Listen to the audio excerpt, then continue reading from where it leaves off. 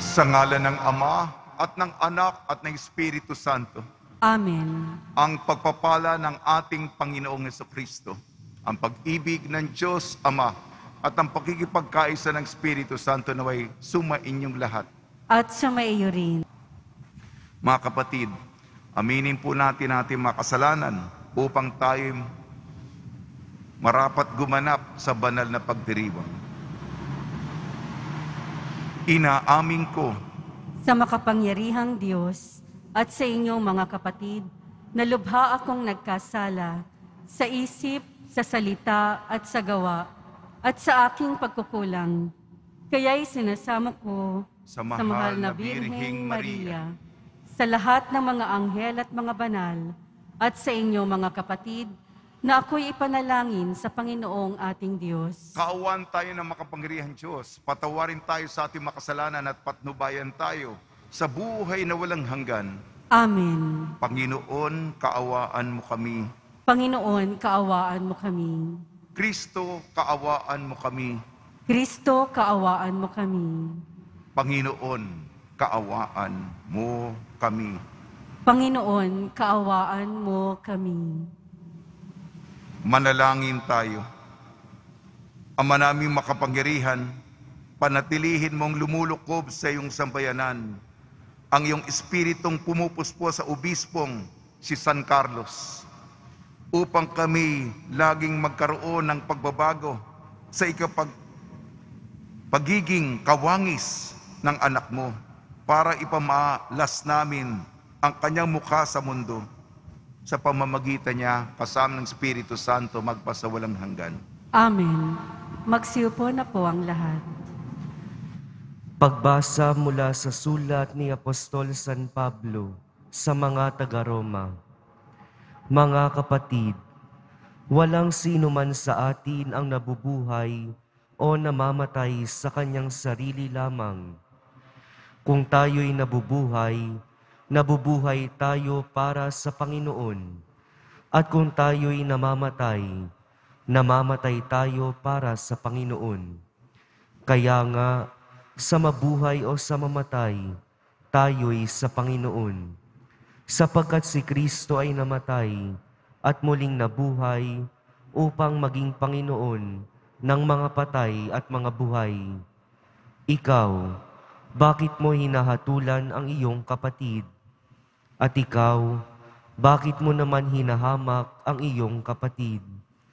Tayong lahat ay haharap sa hukuman ng Diyos, sapagkat sinasabi sa kasulatan, sa aking pagiging Diyos, sabi ng Panginoon, isinusumpa kong ang bawat isa'y luluhod sa harapan ko, at ang bawat dila'y magpupuri sa Diyos.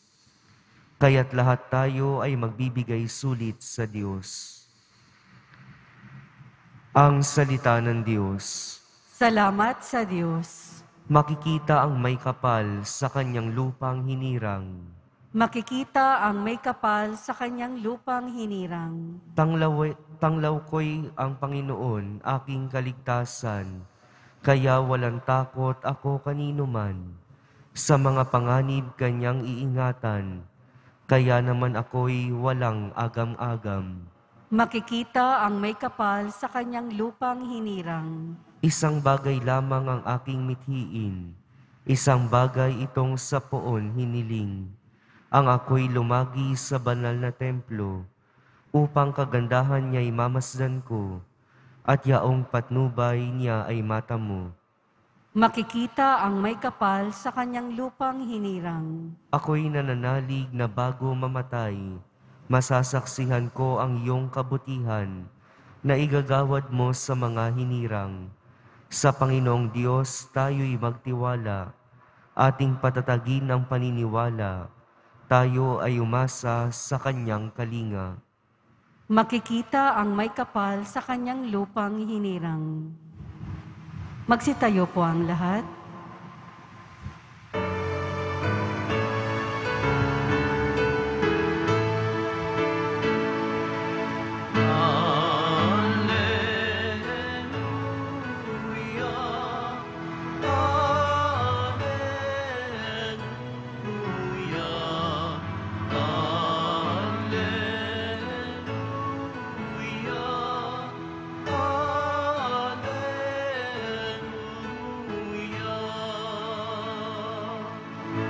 kayong mabigat ang pasan, ay kay Jesus maglapitan upang kayo'y masiyahan.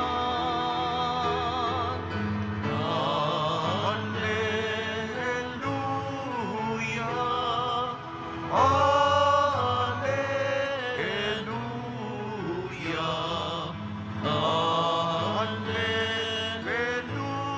Alleluia, Alleluia. Sumainyo ang Panginoon. At sumaiyo rin. Ang mabuting balita ng Panginoon ayon kay San Lucas. Papuri sa iyo, Panginoon. Nung panahong yun, ang mga publikano at ang mga makasalanan ay nagsisilapit upang makinig kay Jesus.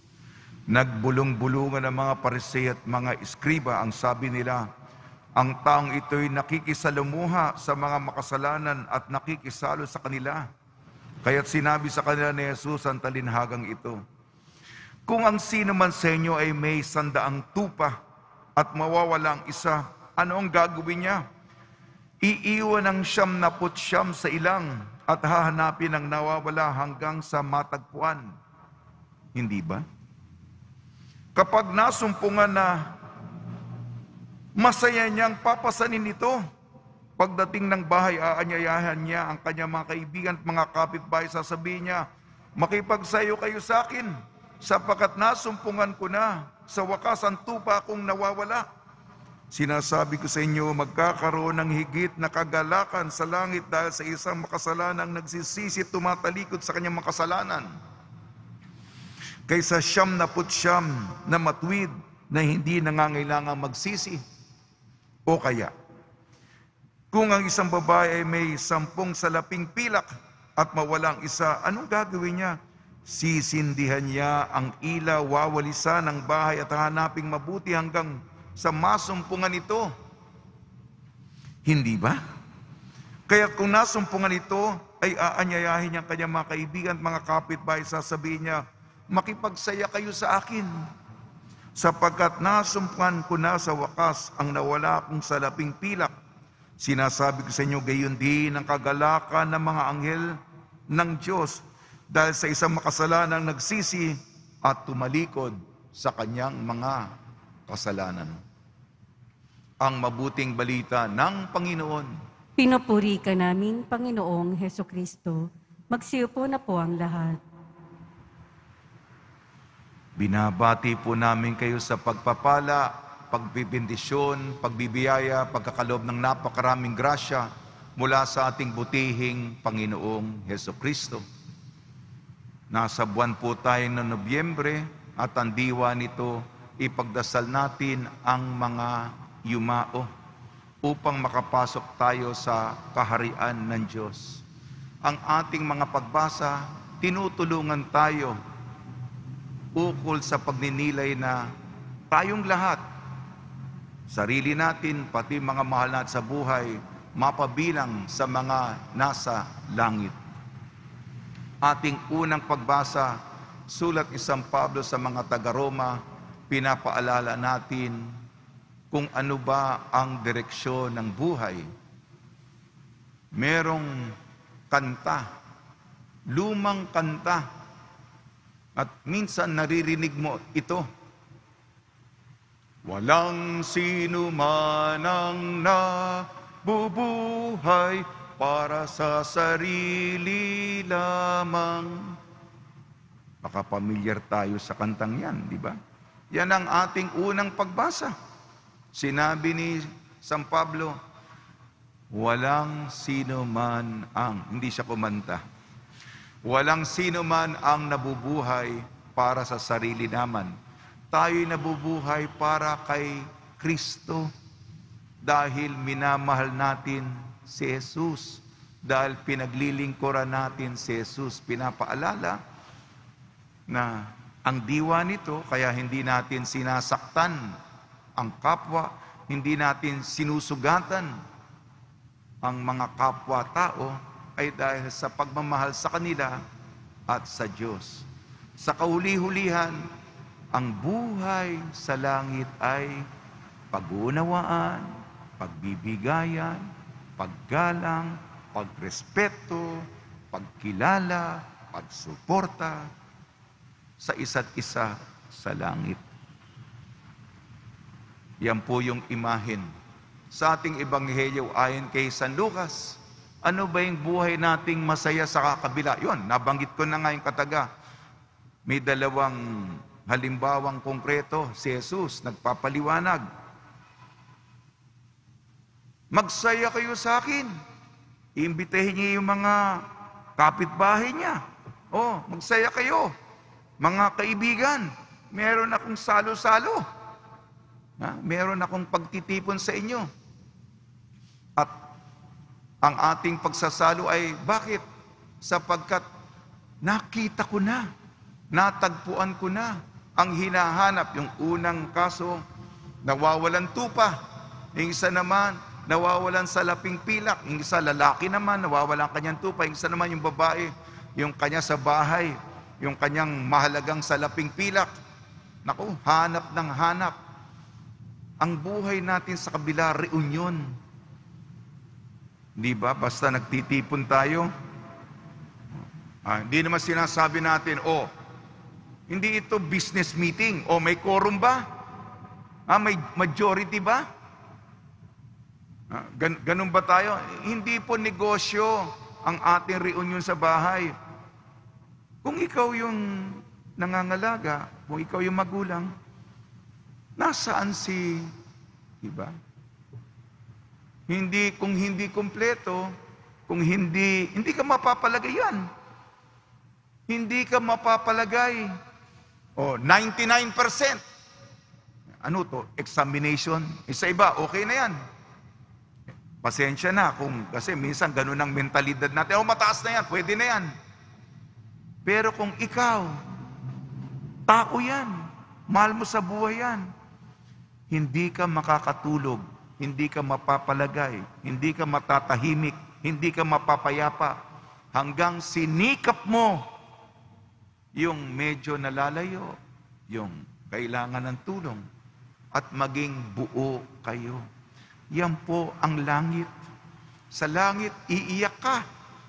Sapagkat yung pinakahahanap-hanap mong miyembro ng pamilya, sa wakas, akala ko, nawala kita. Di ba yun ang damdamin? Magsaya kayo sa akin. Yung iyak ng tuwa. Buo tayo, kumpleto. Ang nawawala kong kapatid, nahanap ko na. Makisaya kayo sa akin. Hindi mo na bibilangin kung magkano, kung ano yung gastos. Magkano yung kwenta. Hindi sa iyon. Ang mahalaga, nakita mo. Yan ang sinasabi ni Jesus. Yun ang langit. Ipaghanda po natin. San Carlos Borromeo. Ako po'y, bago po ako na-destino sa Quiapo, nandun po ako, rector po ako sa San Carlos Seminary ng mahabang panahon. Kasing haba ng panahon ko dito, sa totoo lang. San Carlos. Kaya pupunta ako dito. Mamaya sa Guadalupe, kahapon kay San Martin de Porres. Pinagdadasal ko ang ating nalalapit na traslasyon. Yun din ang kahilingan ko kay San Carlos. Ayan, mahabang panahon ako doon. Si San Carlos Borromeo po, yan, yung seminaryo. Maraming seminaryo, ipinangalan sa kanya sapagkat itinaguyod niya.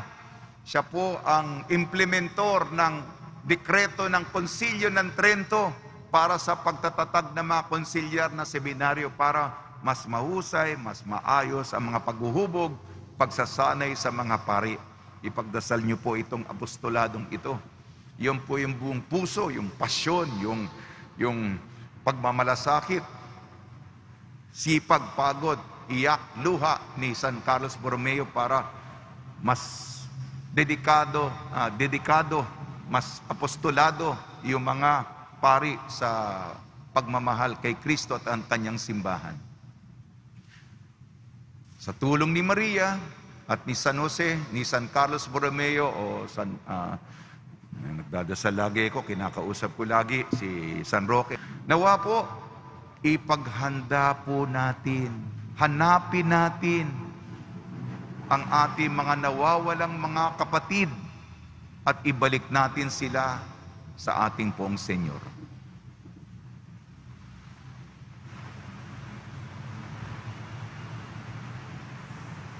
Magsitayo po ang lahat.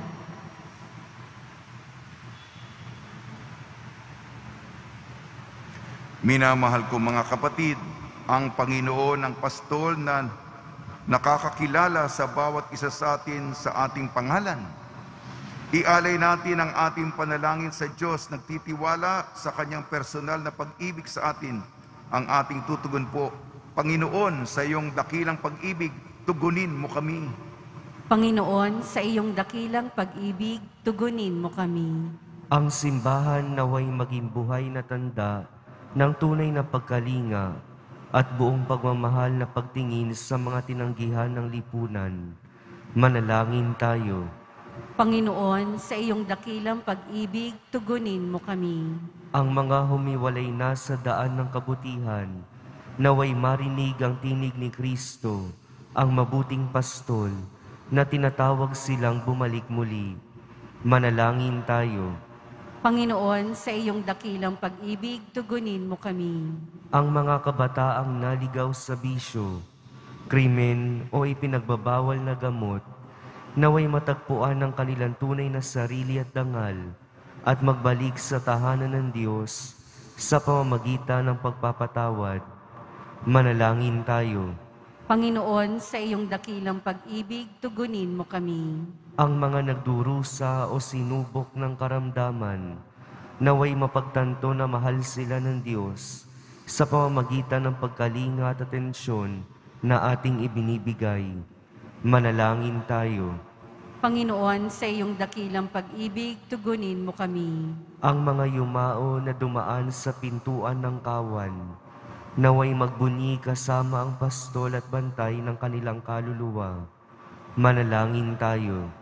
Panginoon, sa iyong dakilang pag-ibig, tugunin mo kami. Pinakamahinahong Ama, akayin mo kami sa tamang daan. Pakinggan mo ang aming mga panalangin. Basbasan mo ang bawat isa sa amin sa pamamaraang ikaw ang pinakamabuting nakaalam. Makasunod nawa kami saan man kami dalhin. Iniling namin sa pamamagitan ni Kristong aming Panginoon. Amen. Magsiupo na po ang lahat.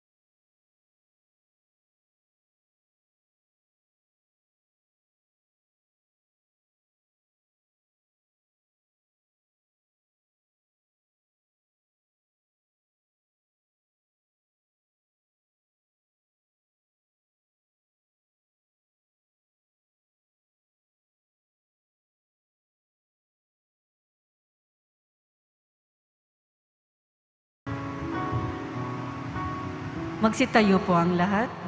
Manalangin kayo mga kapatid upang ang ating paghahain ay kalugdan ng Diyos amang makapangyarihan. Tanggapin nawa ng Panginoon itong paghahain sa iyong mga kamay, sa kapurihan niya at karangalan, sa ating kapakinabangan at sa buong sambayanan niyang banal. Ama namin lumikha, tunghayan mo ang aming mga alay na nasa iyong dambana. Ngayong si San Carlos ay aming ginugunita. Ipagkalo mo'y dito'y aming pakinabangan, ang pagiging masagana sa bunga ng gawang kabutihan, pakundangan sa bigay mo, sa kanyang malasakit sa kapakanan ng tanan, sa pamamagitan ng Kristo kasama ng Espiritu Santo magpasawalang hanggan. Amen. Sumainyo ang Panginoon. At sumaiyo rin. Itaas sa Diyos ang iyong puso at diwa. Itinaas na namin sa Panginoon. Pasalamatan natin ang Panginoong ating Diyos. Marapat na siya ay pasalamatan. Ama naming makapangyarihan, tunay nga marapat na ikaw ay aming pasalamatan sa pamamagitan ng Kristo na aming Panginoon. Ngayong si San Carlos Borromeo ay pinararangalan sa pamumuhay niyang totoong uliran at pagiging maasahan sa panunungkulan. Kaya't si Kristo na maasahan sa katapatan ay inihahayag sa pangangasiwa sa sambayanan. Ang malasakit ng mga ulirang tagapangasiwa noon ay nagpapatuloy magpahanggang ngayon sa mga panalangin kanilang iniuukol. Kaysa ng sambayanan mo'y dito'y nagtitipon. Kaya kaisa ng mga anghel na nagsisiawit ng papuri sa iyo nang walang humpay sa kalangitan, kami nagbubunyi sa iyong kadakilaan. Santo, Santo, Santo, Panginoong Diyos ng mga hukbo, napupuno ang langit at lupa ng kadakilaan mo, o sana sa kaitaasan. Pinagpala ang naparirito sa ngalan ng Panginoon, o sana sa kaitaasan. Magsiluhod po ang lahat.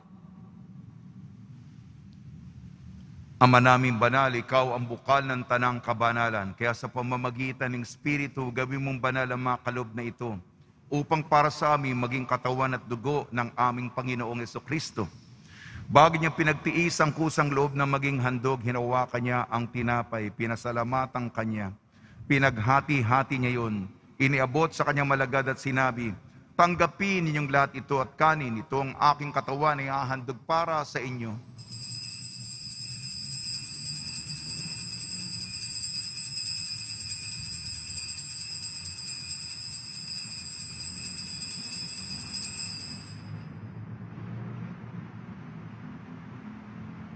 Hindi naman nang matapos ang hapunan, hinawakan niya ang kalis, muli kanyang pinasalamatan. Inibot niyang kalis sa kanyang malagad at sinabi, tanggapin ninyong lahat ito't inumin. Ito ang kalis ng aking dugo, ng bago at walang hanggantipan. Aking dugo ni bubuhos para sa inyo at para sa lahat. Sa kapagpapatawad ng mga kasalanan, gawin ninyo ito sa pag-alala sa akin.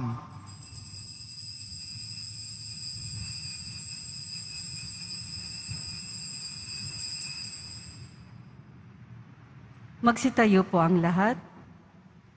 Ipagbunyi natin ang misteryo ng pananampalataya. Si Kristo'y namatay, si Kristo'y nabuhay, si Kristo'y babalik sa wakas ng panahon. Ama, ginagawa namin ngayon ang pag-alala sa pagkamatay at muling pagkabuhay ng iyong anak. Kaya tiniaalay namin sa iyong tinapay na nagbibigay buhay at ang kalis na nagkakaloob ng kaligtasan. Kami nagpapasalamat dahil kami minarapat na tumayo sa harap mo para maglingkod sa iyo. Isinasamo namin kami magsasalo-salo sa katawan at dugo ni Kristo ay mabuklod sa pagkakaisa sa pamamagitan ng Espiritu Santo. Ama, lingapin mo yung simbahang laganap sa buong daigdig. Puspusin mo kami sa pag-ibig kaysa ni Francisco na aming Papa at ni Jose na aming Obispo at ng Tanang Kaparian. Alalahanin mo rin ang mga kapatid namin na himlay na may pag-asang sila'y muling mabubuhay, gayon din ang lahat mapumanaw. Ipagdasal po natin ang lahat ng mga yumao sa kapanahunan ng pandemya. Kaawaan mo sila at patuloyin sa iyong kaliwanagan. Kaawaan mo at pagdapating kami lahat na makasalo sa iyong buhay na walang wakas, kaysa ng mahal na Birhing Maria na ina ng Diyos, ang Nuestra Señora de la Buena Hora, ng kabiyak na puso niyang si San Jose, kaysa ng mga apostol, San Carlos Borromeo, San Aloysius Gonzaga, San Sebastian, San Lazaro, San Roque, ni San Juan Bautista at ng lahat ng mga banal na namuhay dito sa daigdig ng kalugod-lugod sa iyo. May pagdiwang nawa namin ang pagpupuri sa ikararangal mo sa pamamagitan ng anak na aming Panginoong Hesukristo. Sa pamamagitan ni Kristo, kasama niya at sa Kanya, ang lahat ng parangal at papuri ay sa iyo, Diyos amang makapangyarihan, kasama ng Espiritu Santo, magpasawalang hanggan. Amen. Sa tagbubili naman nakakagaling na utos sa turo ni Jesucristo ng Panginoon natin at Diyos, ipahayag natin ng lakas loob. Ama namin, sumasalangit ka, sambahin ang ngalan mo, mapasa amin ang kaharian mo, sundin ang loob mo, dito sa lupa para nang sa langit.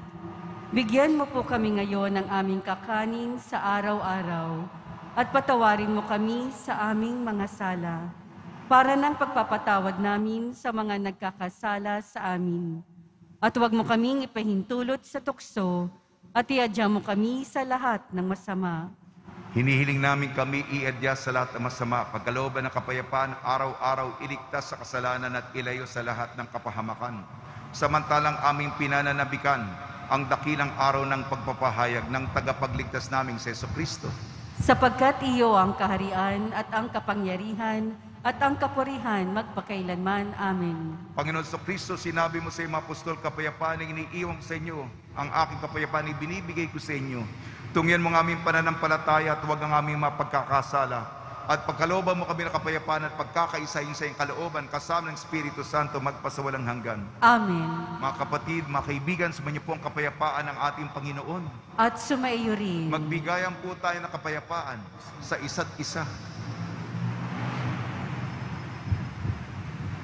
Kordero ng Diyos na nag-aalis ng mga kasalanan ng sanlibutan, maawa ka sa amin.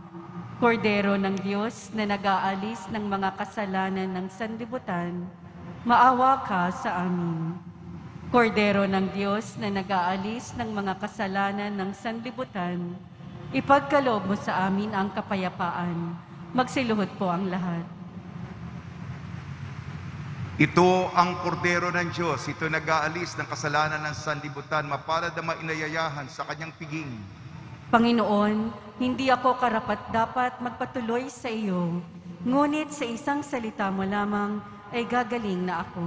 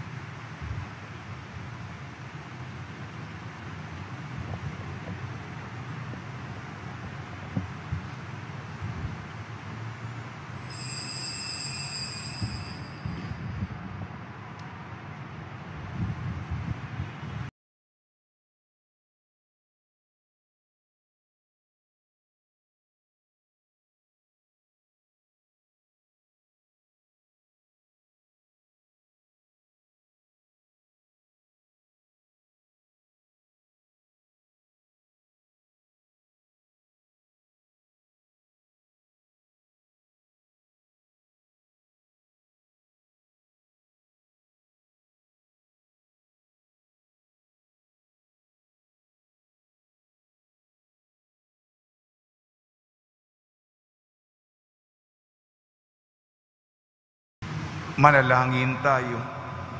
Ama namin mapagmahal, ang pagtanggap namin sa banal na pakikinabang ay magdulot nawa sa amin ng tatag ng kalooban na siyang sanhi ng katapatan at kasipagan sa paglilingkod ni San Carlos, na may pagmamahal sa pamamagitan sa Kristo kasama ng Espiritu Santo magpasawalang hanggan.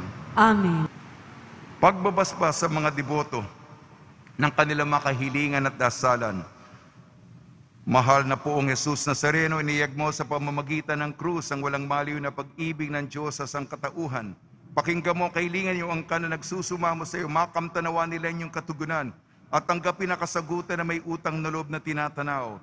Basbasan din po niyo mga daladala nilang mga imahin at dasalan. Sa pamamagitan ng bendisyon ito na yung maalala nila mga pangalan sa binyag na ilang ibig at paglilingkuran bilang Panginoon, magpa sa walang hanggan. Amen. Sumainyo ang Panginoon At sumaiyo rin. at pagpalain kayo ng makapangyarihan Diyos, Ama, Anak at Espiritu Santo. Amen. Paglayin po ninyo sa inyong pag-alis ang kapayapaan ni Jesucristo. Salamat sa Diyos.